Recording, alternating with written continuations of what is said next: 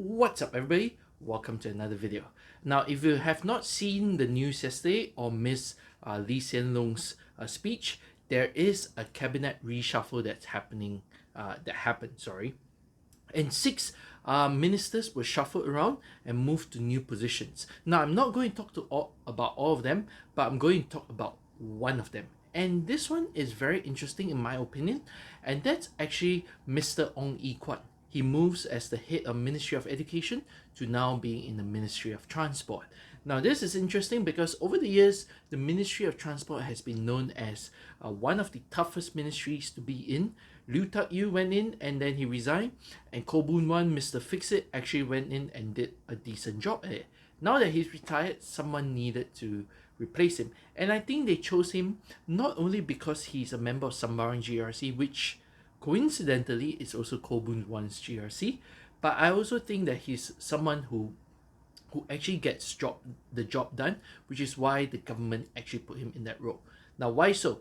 If starting from this year and right up to 2024, Mr. Ong Ye Kung actually implemented on SBB, subject-based banding. Now if you have not heard about it, it is here to replace what we have in our secondary schools called streaming, right? But instead it will be called subject-based banding. So in his description, right, subject-based banding is you have one ice cream cone with many different flavors, and that is what he is doing. So over the past 5 years, he has been working in the Ministry of Education and changing things as a whole. And people know that he's the guy who get things done.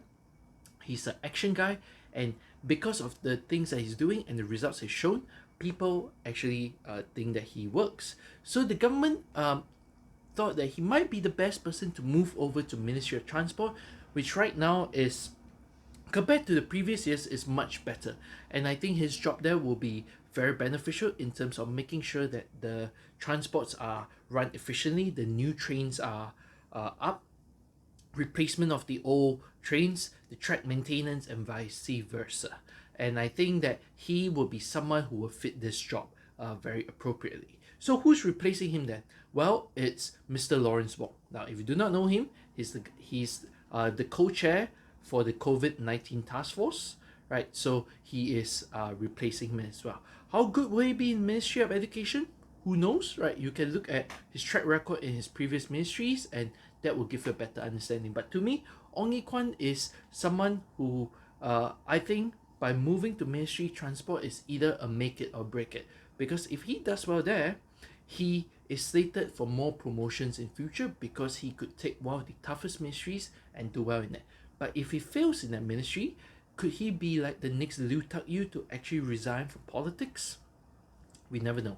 But this reshuffling actually refreshes the lineup, and what Lee Hsien Loong says, right, giving them more experiences and more exposures to the different ministries as he prepares to step down and move to the new 4G leaders, right? So I hope this is interesting for you. They will be sworn in soon, right? Most likely, if I'm not mistaken, tomorrow.